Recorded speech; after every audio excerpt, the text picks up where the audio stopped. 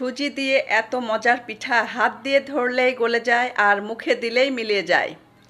রেসিপিটি প্রিপেয়ার করার জন্য 1 কাপ দুধ নিয়েছি, দিয়ে দিচ্ছি একটা ডিম, 2 টেবিল চামচ চিনি, 2 টেবিল চামচ তেল, 1 চিমটি লবণ।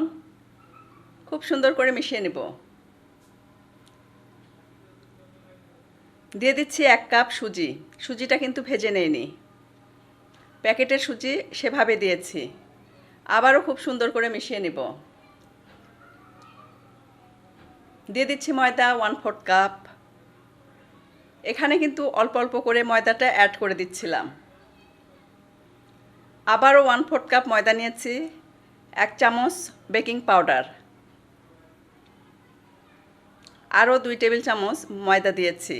এখানে মোট 1/2 কাপ এবং 2 টেবিল চামচ ময়দা লেগেছে। খুব সুন্দর করে মিশিয়ে নিচ্ছি, রেস্টে রেখে দেব 10 মিনিট। প্যানে তেল দিয়ে দিচ্ছি, তেলটা গরম হওয়া পর্যন্ত অপেক্ষা করব। তেল গরম হয়ে গেলে দিয়ে দিচ্ছি সেই ব্যাটার, অল্প অল্প করে দিয়ে পিঠাটা তৈরি করে নেব।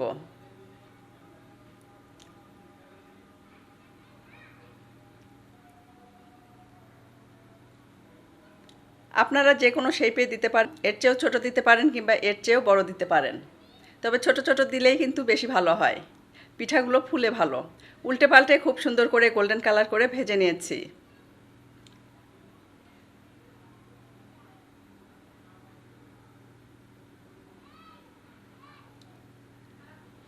সবগুলো পিঠা ভাজা হয়ে গেছে।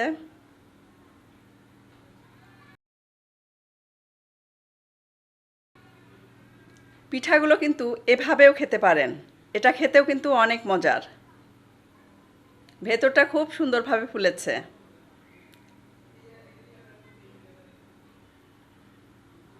খুবই টেস্টি একটা পিঠা। এখানে 1 লিটার দুধ নিয়েছি, একটা তেজপাতা আর 2টা এলাচ থেতে করে দিয়েছি। নেড়েচেড়ে ফুটিয়ে নেব। বলক আসা পর্যন্ত অপেক্ষা করব। যখন দেখবেন দুধ ফুটে উঠেছে বা দুধে বলক চলে এসেছে, তখন আমি এর ভেতরে দিয়ে দিব স্বাদ মতো চিনি 1/4 কাপ। চাইলে টেস্ট অনুযায়ী চিনিটা অ্যাড করে দিবেন। যখন টকবকে ফুটে উঠবে তখন আমি এর ভেতরে দিয়ে দিচ্ছি ভেজে রাখা পিঠা। নেড়েচেড়ে ঢাকনা দিয়ে ঢেকে জাস্ট 3 থেকে 4 মিনিট ফুটিয়ে নেব। চুলার ফ্লেমটা বন্ধ করে দিয়েছি। ঢাকনা এই পর্যায়ে খোলার দরকার নেই, ঢাকনাটা দিয়েই রেখে দিবেন যতক্ষণ না পর্যন্ত কুসুম গরম অবস্থায় আসে। যখন দেখবেন পিঠা কুসুম গরম অবস্থায় এসেছে, তখন আমি এর ভেতরে দিয়ে দিচ্ছি গুঁড়া দুধ। গুঁড়া দুধটা আগে দেইনি, কারণ দুধ ঘন হলে কিন্তু পিঠার ভেতরে খুব বেশি দুধ অ্যাবজর্ব করে না। কুসুম গরম অবস্থায় দুধের ভেতরে গুঁড়া দুধ দিয়েছি, নেড়েচেড়ে মিশিয়ে নেব আর এটা ঠান্ডা হওয়া পর্যন্ত অপেক্ষা করে সার্ভ করব। দেখে দিচ্ছি একটা পিঠা কেটে কেমন হয়েছে। ভেতরটা যেমন জুসি, রসে ভরপুর, সেই সাথে মুখে দেয়া মাত্রই কিন্তু মিলে যাবে, এত টেস্টি।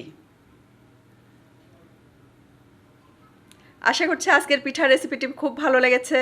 ভিডিওটি ভালো লাগলে অবশ্যই লাইক, কমেন্ট আর শেয়ার করবেন। ইনশাআল্লাহ আগামীতে আবারও দেখা হবে নেক্সট কোনো এপিসোডে নতুন কোনো রেসিপি নিয়ে। সে পর্যন্ত সবাই অনেক বেশি ভালো থাকবেন, খুশি থাকবেন, আমাদের জন্য দোয়া করবেন। আল্লাহ হাফেজ।